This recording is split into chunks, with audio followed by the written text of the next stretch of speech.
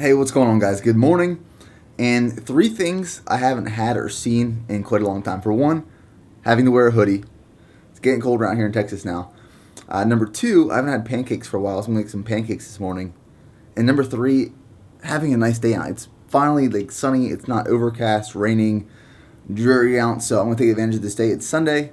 Take you guys along with me.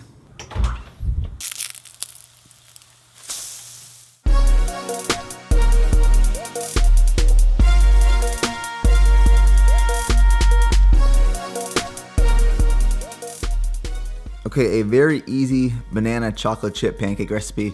So she's 2 servings of pancake mix, 1 serving of coconut flour, a banana, an egg, some cinnamon, some vanilla extract, and then 1 serving of chocolate chips. And here on the side is just a cup and a half of egg whites.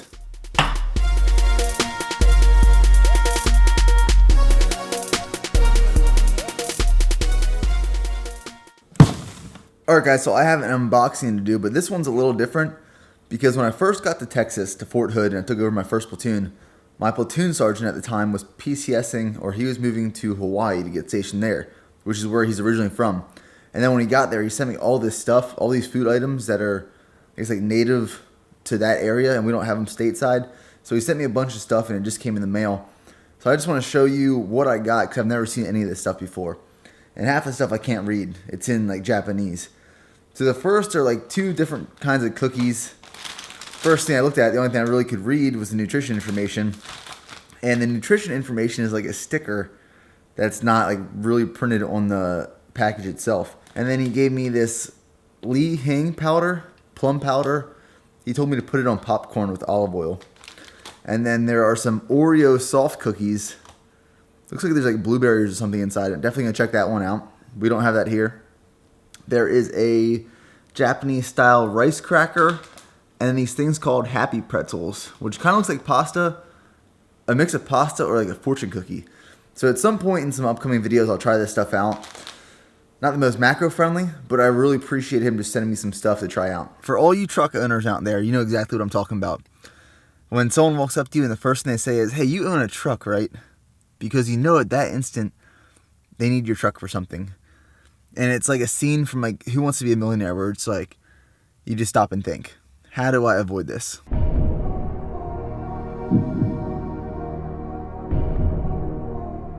So I got that text today, but it's all good. I got nothing else to do. So going into Austin to help a friend out, pick up some furniture, probably get food there, and then find some other stuff to pick up, probably do some shopping. Right now I'm heading to the gym to do a deadlift workout, so I'll show you clips of that.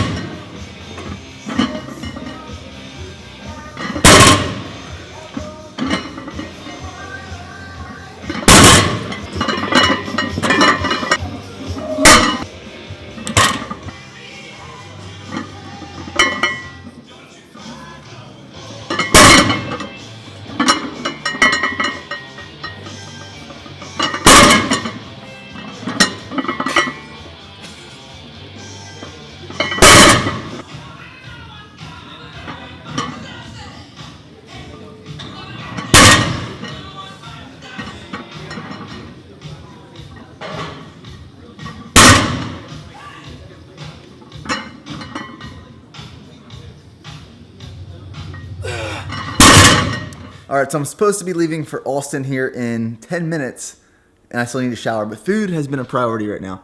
So what I got going on here, it's pretty bro. I have 8 ounces of chicken thighs with barbecue sauce, honey mustard, 1 cup of brown rice with pico de gallo from HEB, 2 slices of Ezekiel bread, and then just for all you flexible dieters, one of these cupcakes from Galaxy Bakery. I don't know how they expect you to eat this thing, because if you bite into it, the Oreo is going to fall off. Oh, the Oreo is soft, so it should be good. Dirty Martin, I'ma fuck your bitch. Call me Houdini, when we gonna stop with it? Lyrics that mean nothing, we would get it with a thought.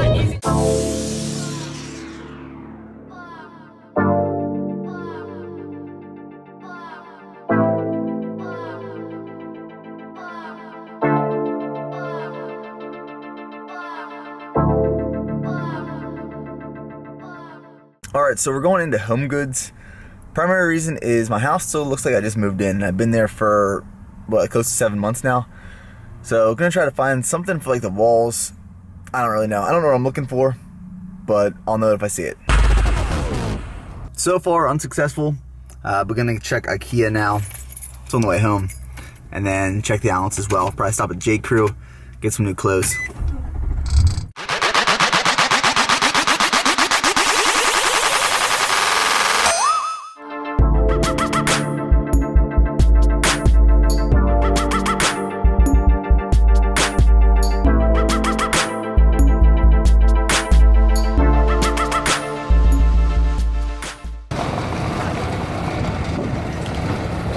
Alright, you can honestly never go wrong with IKEA.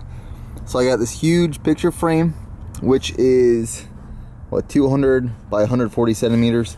It'll go on one wall of my bedroom. So right now my bedroom is like a city theme. And then a few picture frames for the pictures my buddy sent me of his wedding, like the invitation, the best man proposal. And then a plant, lantern, and candles. Alright, so just finished up at IKEA. So right now it's around 4 o'clock. Gonna get some food and then go to the outlets to do some more shopping. But we're going to Jack Allen's, which if you have watched any of my previous videos, you know I talk about all the time. Probably my favorite restaurant it's like in the Round Rock area, close to Austin. But I always get the same thing. Gonna get the same thing again. Chips and salsa for an appetizer. Hippie turkey burger for the entree with sweet potato fries.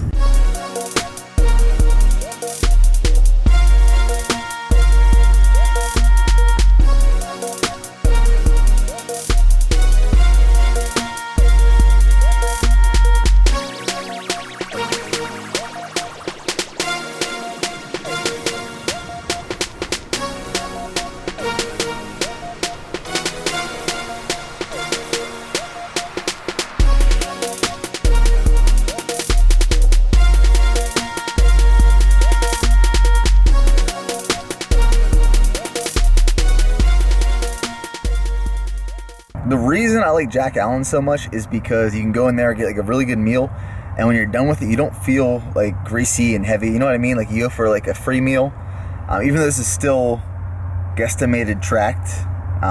Sometimes you just feel like heavy when you're done.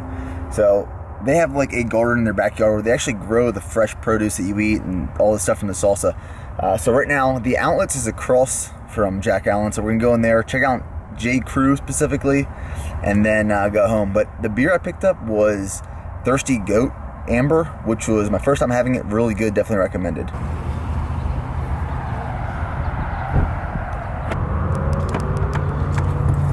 All right, let me go ahead and show you guys what I picked up at J. Crew. So the reason I like J. Crew is because they have these slim fit shirts, not only in like button downs but t-shirts as well.